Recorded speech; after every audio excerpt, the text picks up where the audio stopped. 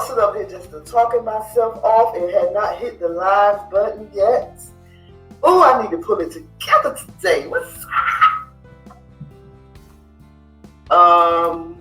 it already says that Brother Khari is in the chat room. Oh yeah, he is ready today. My God, my God. Hey, you the one that said, you the one to be delaying stuff. You know what I'm saying. You delaying today. What's up?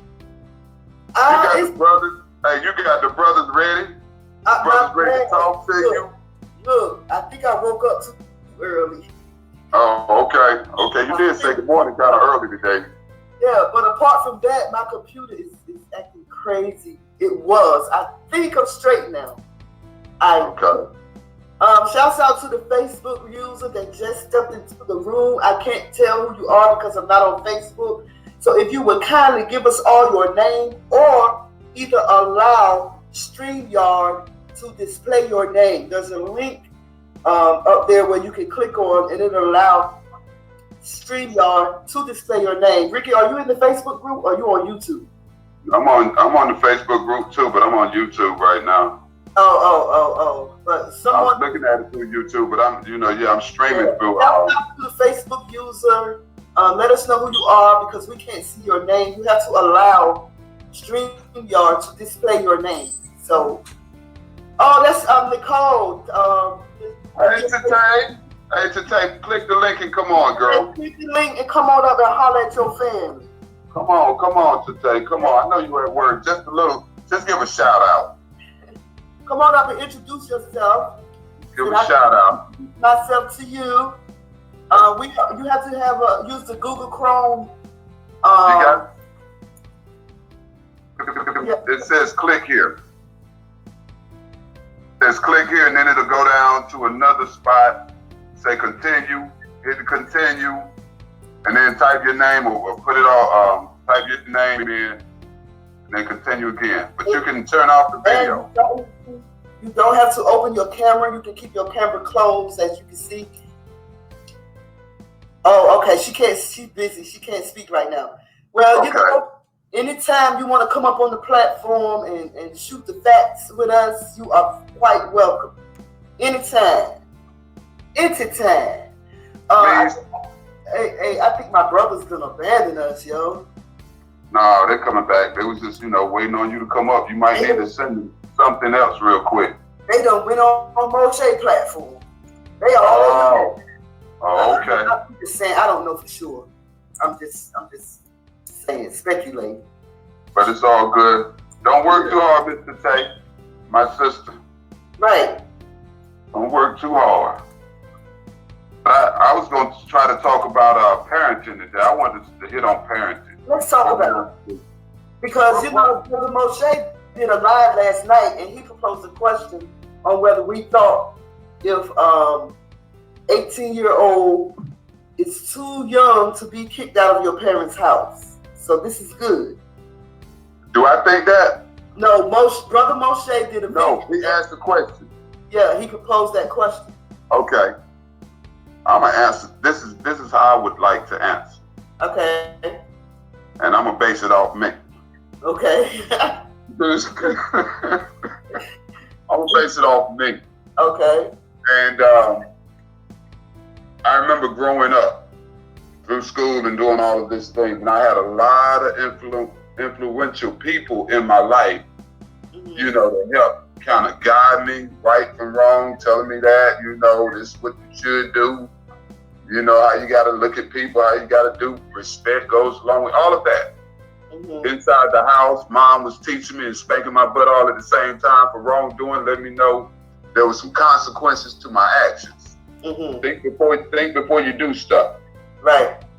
So by the time I hit 18 and gone through school, did my books, homework, participated in sports, I saw the adversities already. So now by the time I got 18, and then when it was time to graduate, I was ready to go. I was ready to go. Me too, pretty much. Because I felt like I had been taught what I needed to be taught. I've seen a lot of people live a certain way, you know, making their own decisions. Mm-hmm. So when I was 18, I was ready to go. Now, as far as kicking a child out at 18, mm-hmm. you should be ready to go. Now, I look at a lot of animal shows. Right. You know, nature and all of that. You look at how animals have their little babies or whatever. Mm-hmm. They don't stay in the house for long. Right. They get kicked out early. They get kicked out the nest early. They get kicked out early to start venturing out. But we're the only creatures that want to hold on forever. And you know, you can't protect your kid from everything. Well, You I told my daughters that they can stay with me for as long as they want. That's the want, though. That's what they want. And see, sometimes, you know, like I said, that for as long as they want, and they stayed with me for till they was like, I would say, in their mid-20s, mid to late 20s. They stayed with me for that long, for a long time. What was the reason? Well, I guess because I allowed them to. I was like, well, y'all can stay with me as long as y'all want. My baby girl moved out first, and then my oldest daughter moved out. Okay. So you was actually making it easy. You was actually making it easier for them to, I guess, get settled or get acclimated or whatever. I guess, but that's just how I felt. I just felt that, you know, however long it takes for y'all to get up on y'all feet, y'all can just stay here until y'all can stay here forever if you want to. In my but you know what? Don't you know? I think with that one there, mm-hmm. we give them too much. That's you. The opportunity is kind of like we slow them down from kind of doing what they need to do because I got this crutch. I don't really have to do certain things. Now, mind you, they had to work. Now, they just couldn't live on the roof and not do anything. They had to work and go to school and do whatever. But, you know, in my But I'm saying some people we crutch our kids with that one though. Yeah. I think we crutch them. Because I found that in a lot of situations, a lot of kids their age were ahead of them. I think this today she said. I think it depends on the child. Mm-hmm. Are they going to school, working, etc.? Also, it is our job to raise them to be ready for the world so they would be ready by the time they become adults. Mm-hmm. That's kind of my point. Yeah, you raise them, you know, you teach them. Now it's time for them to apply. Right. It's time for you to apply what I've taught you now. It's time for you to venture out and learn. It's time for you to understand. I told you some things from my experience that you shouldn't have to go through because of what I told you about my experience. But now it's your time to go experience the world. You've been taught. You got all the weapons you need pretty much. Huh? What's the platform, Brother KJudah? I'm listening to my brother Khari. Yeah, so you have all the necessary tools that you need to, you know, go out there and thrive. Right. You know, yeah, you're gonna have some bumps and bruises that you have to look. That's part of the life's journey. That's what's gonna make you stronger as an individual. But because a lot of don't have to go through those things, we miss out on some things that makes us who we are. Yeah. I think that kind of happened to my daughters too. Like I said, by them living with me for that such amount of time, a lot of their friends were already ahead of them, like as far as getting their license, and you know, as far as things like that, progressing in their jobs and stuff like that. But they caught up, so hey. Right. You know, but a lot of it has a lot to do with the thinking and also, you know. Right. It's just allowing our kids, it's just allowing them to think. Right.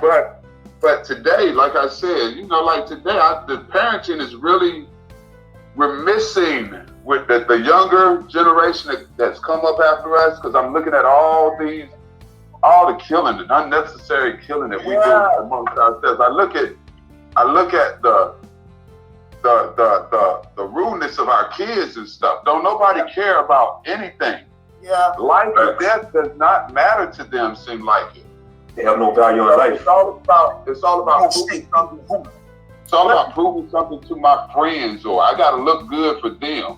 And I think that comes from us, the parents, sometimes trying to shine so much and trying to show that we better than somebody else or this or that. I don't know what it is.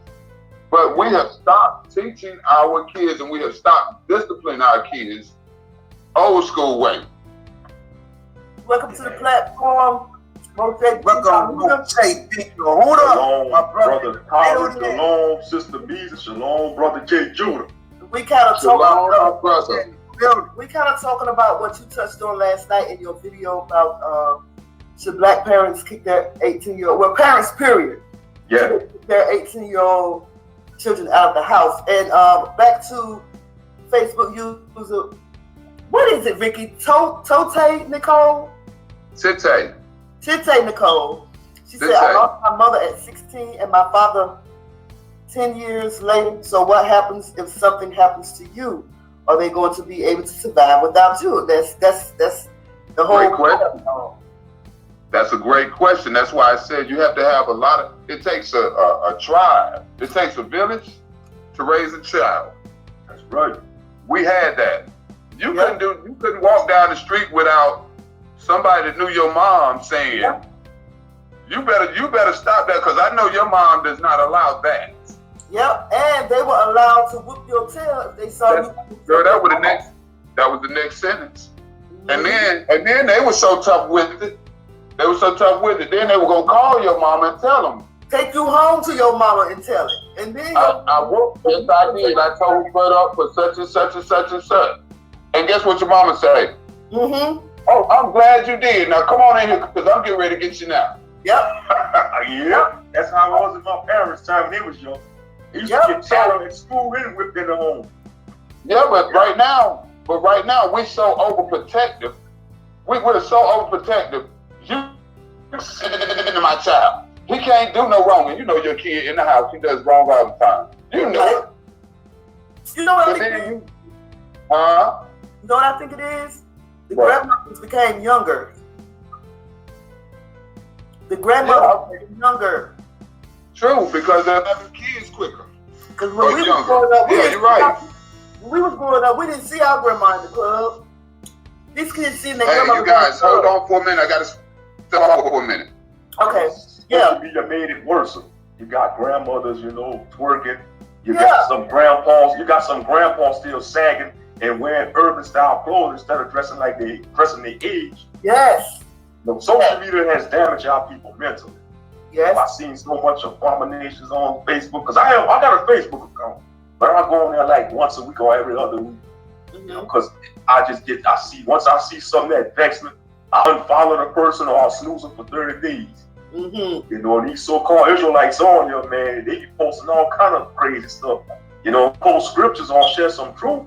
I get a few likes, but if I post some nonsense, I get a lot of likes, especially from my natural family members.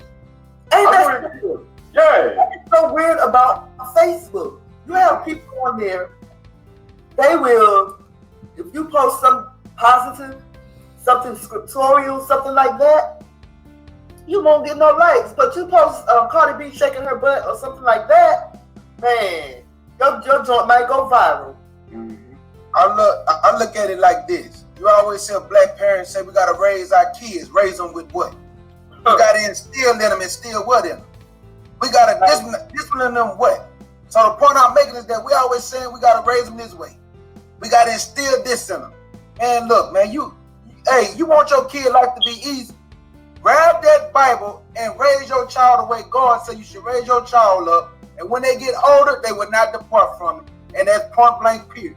My mama instilled in us the Bible from when I was a little boy. Yep. All the way up until I became a grown man. Yep. And I never departed from it. Never Yep. disrespected my mama. Hey, never disrespected my mama. Never raised my voice at my mama because she put the fear of God in me. That's right. She told me what God required of me as a man. My mama never babyfied me. That's right. So, one that I'm making, raise your children according to the standard of God, instill in them the oracles of God, and I guarantee you, they may stray away a little bit, but they're going to come back to Right. it. That's They'll right. come back to it. Shout right. out to my sister Eve, ate the fruit of life. Sister Eve in the building. Welcome, sister, welcome.